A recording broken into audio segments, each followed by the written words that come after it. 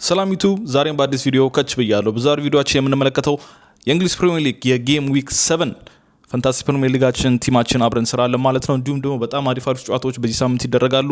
እነሱንም አብረን እንመለከታለን። ይህን ቻናል ሰብስክራይብ በማድረግ ጆይን ያድርጉን። ዘ ዳይናሚክ ብሮ ነው። ሌትስ ጎ። በመጀመሪያ በዚህ ሳምንት ማለትም በማች ዊክ 7 የሚደረጉ ጨዋታዎችን እንመልከት።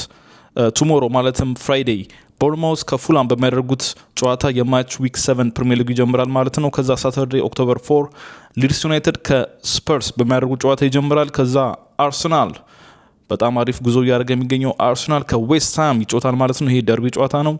ከዛ በመቀጠል ማንቸስተር ዩናይትድ ከሰንደርላንድ። ማንቸስተር ዩናይትድ በጣም ከባድ ሁኔታ ላይ ነው ያለው በአሁኑ ሰዓት። እንግዲህ እንደምታውቁት አሰልጣኙም የመባረር ቻንሱ በጣም ሰፊ ነው እየተባለ ነው። እንግዲህ በዚህ ጨዋታም የሚሸነፉ ከሆነ እንግዲህ የባሰ አጣብቂኝ ውስጥ ይገባሉ ማለት ነው። ከዛ በመቀጠል የሚደረገው የሳምንቱ ታላቅ ጨዋታ ቼልሲ ከሊቨርፑል የሚያደርጉት ጨዋታ ነው ማለት ነው።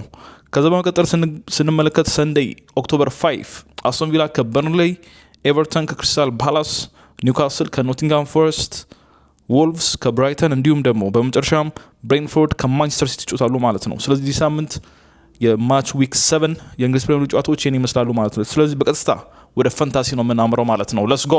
ስለዚህ ፈንታሲያችን የባለፈው ሳምንት የተጠቀምነው ይህን ይመስል ነበረ። ስለዚህ በዚህ ሳምንት አዳዲስ ቲሞችን ነው ማለትም አዳዲስ ተጫዋቾችን ነው ወደዚህ ማመጣው።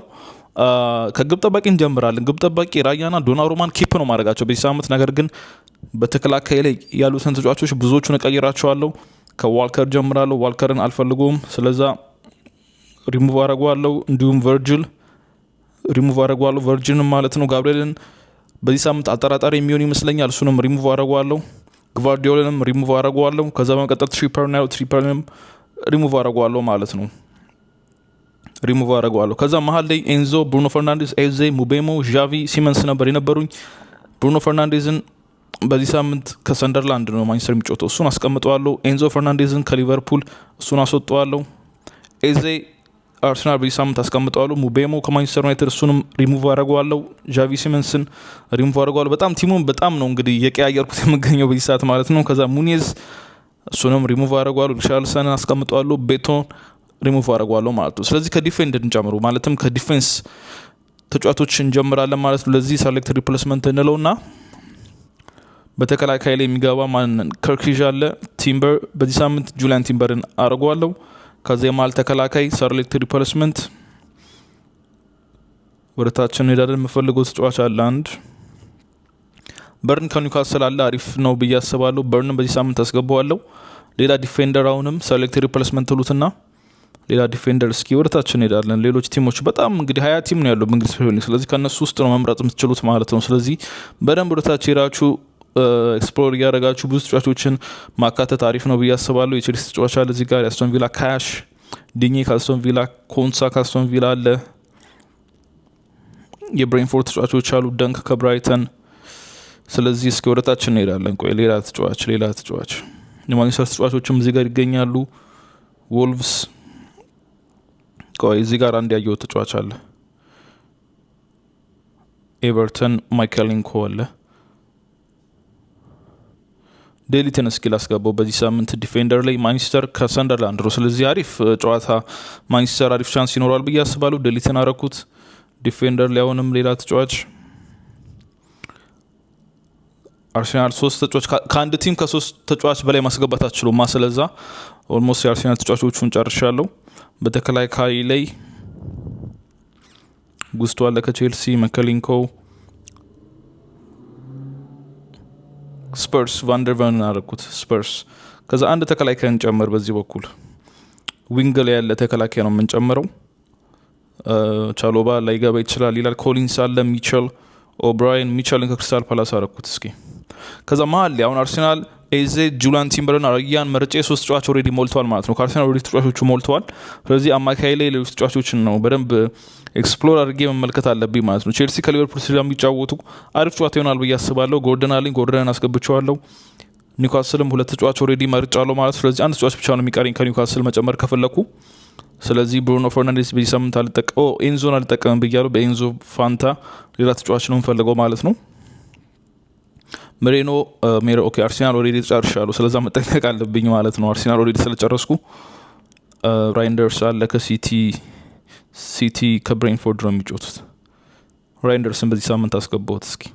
ከዛ ሌላ አማካይ አሁንም መጨመር እችላለሁ። ሌላ አማካይ እስኪ ቴል አለኝ ከስፐርስ፣ ኬቨን ከፉላም፣ ኮቫቺች፣ ማውንት አለ፣ መክኒል፣ ባብ ከሲቲ፣ ካሴሜሮ ከማንቸስተር ዩናይትድ፣ ዲብሊንግ ከኤቨርተን፣ ጋና ከኤቨርተን እስከ ሳምንት ልሞክረው እስኪ። ስለዚህ አሁን ያለኝ 21.3 አለኝ። 2 የፊት መስመር ተጫዋቾች ማድረግ እችላለሁ። ሃላንድን አስቤው ነበር። ሃላንድን ካረኩት በጣም ዋጋው ሃላንድ 14.4 ኤም ነው። በጣም ብዙ ነው የሃላንድ ዋጋ። እንግዲህ አንደኛ 55.8% እንግዲህ ተመራጭ ነው ሃላንድ።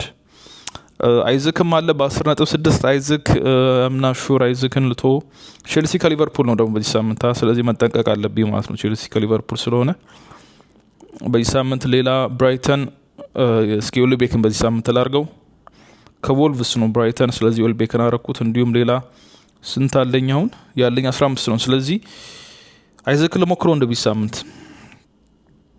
15 ካለኝ ሃላንድ እናረኩት። yes that's possible።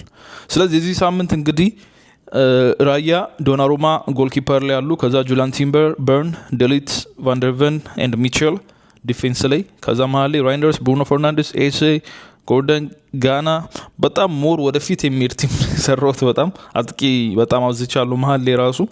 ከዛ ዌልቤክ፣ ሪቻርድሰን እና ሃላንድ አድርጌያቸዋለሁ ማለት ነው። ከዛ ኔክስት ትሉታላችሁ። ከዛ ወደ 10 ተጫዋች ትራንስፈር አድርጋል ይለኛል። የስ ኮንፈርም እለዋለሁ። ከዛ ካፒቴን ኤዜን ነው ያለገልኝ። ነገር ግን በዚህ ሳምንት ካፒቴን ኤዜ ሳይሆን እስኪ ለሪቻርድሰን ልስጠው። ካፒቴን ሪቻርድሰን ካፒቴን ሰጠውት። ራይንደርስ ቫይስ ለብሩኖ ልስጠው። ቫይስ ካፒቴን አረኩት። ከዛ ይህን ይመስላል እንግዲህ የዚህ ሳምንት የፈንታሲ የጌም ዊክ 7 ቲሜ ማለት ነው። እንግዲህ አብረን እንመለከታለን ስንት ፖይንት እንደምናገኝ ማለት ነው። የእናንተንም እስኪ የሰራችሁት ፈንታሲ የምትጫወቱ ከሆነ ፈንታሲ ፕሪሚየር ሊግ ቲማችሁን ኮሜንት ላይ ማስታወቅ ትችላላችሁ። ከዛ እንግዲህ አሪፍ የምንለውን እንግዲህ ትልቅ ፖይንት ያገኘው ማን እንደሆነ እንመለከታለን ማለት ነው። ስለዚህ እዚህ ሳምንት ቪዲዮአችን ይህን ይመስል ነበረ። በቀጣይ በሌሎች ቪዲዮዎች እስከምንገናኝ ድረስ ይህን ቻናል ሰብስክራይብ በማድረግ ጆይን ያድርጉ። እንዲሁም በቲክቶክ እንመጣለን ብለናል ማለት ነው። በዛም ላይ እንገናኛለን። የተለያዩ ዳይናሚክ የሆኑ ኮንቴንቶች ነው የምንሰራው። ወደ ፕሌሊስቱ በመግባት የተለያዩ ነገሮች ማግኘት ይችላሉ። ስፖርት አንደኛው ቶፒካችን ነው። ስፖርት ውጪ ቴክኖሎጂ ላይ ብዙ ነገር እንሰራለን። እንዲሁም ደግሞ ላይፍ ስታይል ላይ፣ እንዲሁም ደግሞ የተለያዩ የትምህርት ፐርሶናል ግሮዝ ላይ እዛ እነሱንም እነካካለን። ዳይናሚክ የሆነ ኮንቴንት ነው የምንሰራው። ነገር ግን ስፖርት በየሳምንቱ ፕሪሚየር ሊግ ስለሚመጣ አርብና ቅዳሜ ላይ ስለ ፕሪሚየር ሊግ ሞር ቪዲዮዎችን እንሰራለን። ከዛ በተረፈ ሌሎች አይነት ቪዲዮዎችንም በቻናላችን ላይ ያገኛሉ ማለት ነው። በሚቀጥለው ቪዲዮ እስከምንገናኝ ድረስ ይመቻችሁ።